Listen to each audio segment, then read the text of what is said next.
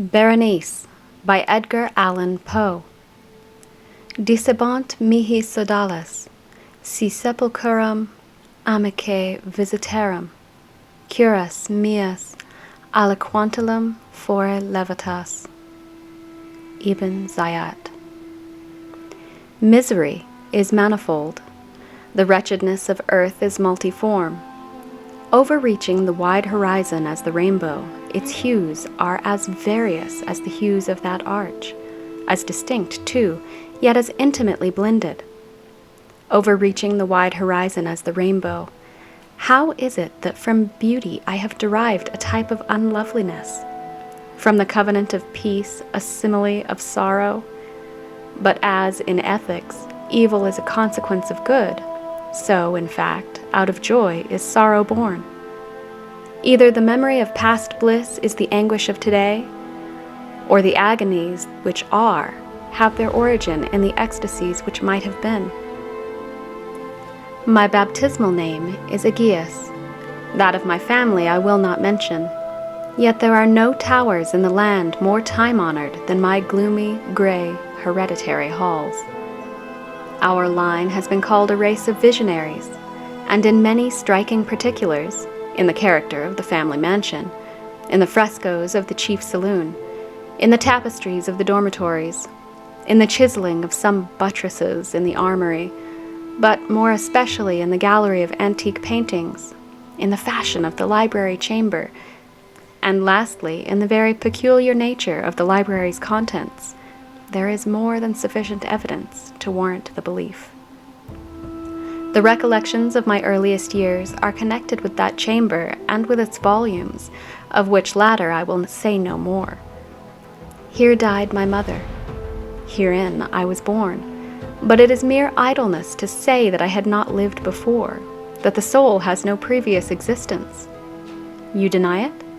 Let us not argue the matter. Convinced myself, I seek not to convince. There is, however, a remembrance of aerial forms, of spiritual and meaning eyes, of sounds musical yet sad, a remembrance which will not be excluded, a memory like a shadow, vague, variable, indefinite, unsteady, and like a shadow, too, in the impossibility of my getting rid of it while the sunlight of my reason shall exist. In that chamber I was born, thus awakening from the long night of what seemed, but was not, nonentity, at once into the very regions of fairyland, into a palace of imagination, into the wild dominions of monastic thought and erudition. It is not singular that I gazed around me with a startled and ardent eye, that I loitered away my boyhood in books and dissipated my youth in reverie. But it is singular that as years rolled by and the noon of manhood found me still in the mansion of my fathers, it is wonderful what stagnation there fell upon the springs of my life. Wonderful how total an inversion took place in the character of my commonest thought. The realities of the world affected me as visions, and as visions only, while the wild ideas of the land of dreams became, in turn, not the material of my everyday existence, but in very deed that existence utterly and solely in itself. Berenice and I were cousins, and we grew up together in my paternal halls. Yet differently we grew, I of ill health and buried in gloom, she agile, graceful, and overflowing with energy. Hers the ramble on the hillside, mine the studies of the cloister. I living within my own heart, and addicted body and soul to the most intense and painful meditation. She roaming carelessly through life with no thought of the shadows on her path, or the silent flight of the raven-winged hours. Berenice! I call upon her name. Berenice! And from the gray ruins of memory, 1,000 tumultuous recollections are startled at the sound. Ah, vividly is her image before me now, as in the early days of her light-heartedness and joy. Oh, gorgeous yet fantastic beauty! O sylph amid the shrubberies of Arnheim! O naiad among its fountains! And then all is mystery and terror and a tale which should not be told. Disease, a fatal disease, fell like a simoom upon her frame, and even while I gazed upon her, the spirit of change swept over her, pervading her mind, her habits, and her character. And, in a manner most subtle and terrible, disturbing even the identity of her person. Alas, the destroyer came and went, and the victim, where was she? I knew her not, or I knew her no longer as Berenice.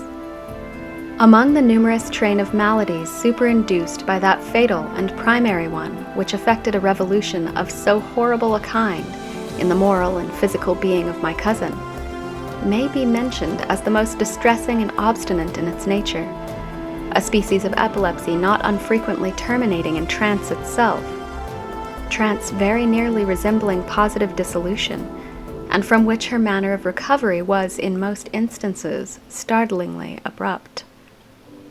In the meantime, my own disease, for I have been told that I should call it by no other appellation, my own disease, then, grew rapidly upon me, and assumed finally a monomaniac character of a novel and extraordinary form, hourly and momently gaining vigor, and at length obtaining over me the most incomprehensible ascendancy. This monomania, if so I must term it, consisted of a morbid irritability of those properties of the mind in metaphysical science termed the attentive. It is more than probable that I am not understood, but I fear, indeed, that it is in no manner possible to convey to the mind of the merely general reader an adequate idea of that nervous intensity of interest with which, in my case, the powers of meditation, not to speak technically, busied and buried themselves in the contemplation of even the most ordinary objects of the universe. To muse for long, unwearied hours with my attention riveted to some frivolous device on the margin, or in the topography of a book, to become absorbed for the better part of a summer's day in the quaint shadow falling aslant upon the tapestry, or upon the door, to lose myself for an entire night in watching the steady flame of a lamp, or the embers of a fire, to dream away whole days over the perfume of a flower, to repeat monotonously some common word until the sound, by dint of frequent repetition, ceased to convey any idea whatever to the mind, to lose all sense of motion or physical existence, by means of absolute bodily quiescence, long and obstinately persevered in. Such were a few of the most common and least pernicious vagaries induced by a condition of the mental faculties, not indeed altogether unparalleled, but certainly bidding defiance to anything like analysis or explanation. Yet, let me not be misapprehended. The undue, earnest, and morbid attention thus excited by objects of their own nature frivolous must not be confounded in character with that ruminating propensity common to all mankind, and more especially indulged in by persons of ardent imagination. It was not even, as might be first supposed, an extreme condition or exaggeration of such propensity, but primarily and essentially distinct and different. In the one instance, the dreamer or enthusiast, being interested by an object usually not frivolous, imperceptibly loses sight of this object in a wilderness of deductions and suggestions issuing therefrom, until, at conclusion of a daydream often replete with luxury, he finds the incidamentum or first cause of his musings entirely vanished and forgotten. In my case, the primary object was invariably frivolous, although assuming, through the medium of my distempered vision, a refracted and unreal importance. Few deductions, if any, were made, and those few pertinaciously returning in upon the original object as a center. The meditations were never pleasurable, and at the termination of the reverie, the first cause, so far being out of sight, had attained that supernaturally exaggerated interest which was the prevailing feature of the disease. In a word, The powers of mind more particularly exercised were, with me, as I've said before, the attentive, and are, with the daydreamer, the speculative. My books, at this epoch, if they did not actually serve to irritate the disorder, partook, it will be perceived, largely, in their imaginative and inconsequential nature, of the characteristic qualities of the disorder itself. I well remember, among others, the treatise of the noble Italian Coelius Secundus Curio, De Amplitudine Beati Regni Dei, St. Austin's great work, The City of God, and Tertullian De Carne Christi, in which the paradoxical sentence, Mortus est Dei filius, credible est quia ineptum est, et sepultus resurrexit, certum est quia impossible est, occupied my undivided time for many weeks of laborious and fruitless investigation.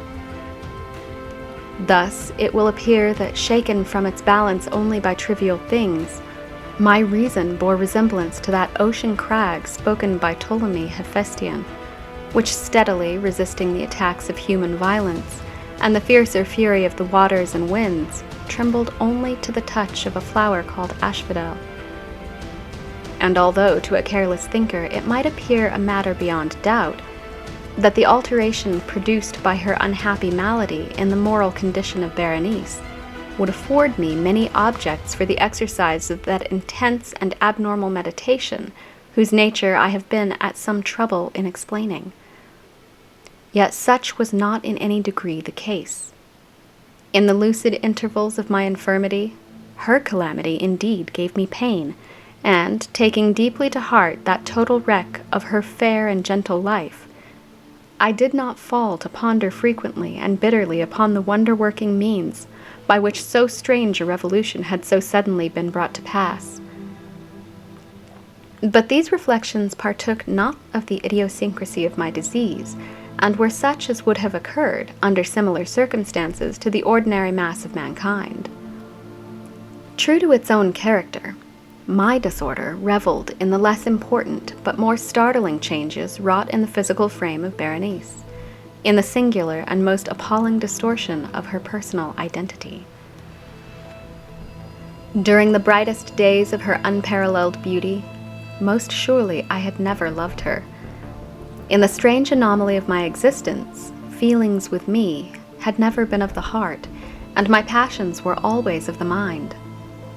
Through the gray of the early morning, among the trellised shadows of the forest at noonday, and in the silence of my library at night, she had flitted by my eyes, and I had seen her, not as the living and breathing Berenice, but as the Berenice of a dream, not as a being of the earth, earthy, but as the abstraction of such a being, not as a thing to admire, but to analyze, not as an object of love, but as the theme of the most abstruse though desultory speculation. And now I shuddered in her presence, and grew pale at her approach. Yet bitterly lamenting her fallen and desolate condition, I called to mind that she had loved me long, and in an evil moment I spoke to her of marriage. And at length the period of our nuptials was approaching, when, upon an afternoon in the winter of the year, one of those unseasonably warm, calm, and misty days which are the nurse of the beautiful halcyon, I sat, as I thought, alone, in the inner apartment of the library, but uplifting my eyes, I saw that Berenice stood before me. Was it my own excited imagination, or the misty influence of the atmosphere, or the uncertain twilight of the chamber, or the gray draperies which fell around her figure, that caused in it so vacillating and indistinct an outline? I could not tell. She spoke no word. Not for worlds could I have uttered a syllable. An icy chill ran through my frame. A sense of insufferable anxiety oppressed me. A consuming curiosity pervaded my soul, and, sinking back upon the chair, I remained for some time breathless and motionless, with my eyes riveted upon her person. Alas, its emaciation was excessive, and not one vestige of the former being, lurked in any single line of the contour. My burning glances at length fell upon the face. The forehead was high and very pale, and singularly placid, and the once jetty hair fell partially over it and overshadowed the hollow temples with innumerable ringlets, now of a vivid yellow, and jarring discordantly in their fantastic character with the reigning melancholy of the countenance. The eyes were lifeless and lusterless, and seemingly pupilless, and I shrank involuntarily from their glassy stare to the contemplation of the thin and shrunken lips. They parted, and in a smile of peculiar meaning, the teeth of the changed Berenice disclosed themselves slowly to my view. Would to God I had never beheld them, or that having done so, I had died. The shutting of a door disturbed me, and, looking up, I found that my cousin had departed from the chamber, but from the disordered chamber of my brain had not, alas, departed, and would not be driven away, the white and ghastly spectrum of the teeth. Not a speck on their surface, not a shade on their enamel, not an indenture in their edges, but what that period of her smile had sufficed to brand in upon my memory. I saw them now even more unequivocally than I beheld them then. The teeth! The teeth! They were here, and there, and everywhere, and visibly and palpably before me. Long, narrow, and excessively white, with pale lips writhing about them, as in the very moment of their first terrible development. Then came the full fury of my monomania, and I struggled in vain against its strange and irresistible influence. In the multiplied objects of the external world, I had no thoughts but for the teeth. For these I longed with a frenzied desire. All other matters and all different interests became absorbed in their single contemplation. They alone were present to the mental eye, and they, in their sole individuality, became the essence of my mental life. I held them in every light. I turned them in every attitude. I surveyed their characteristics. I dwelt upon their peculiarities. I pondered upon their conformation. I mused upon the alteration in their nature. I shuddered as I assigned to them in my imagination a sensitive and sentient power, and even when unassisted by the lips, a capability of moral expression.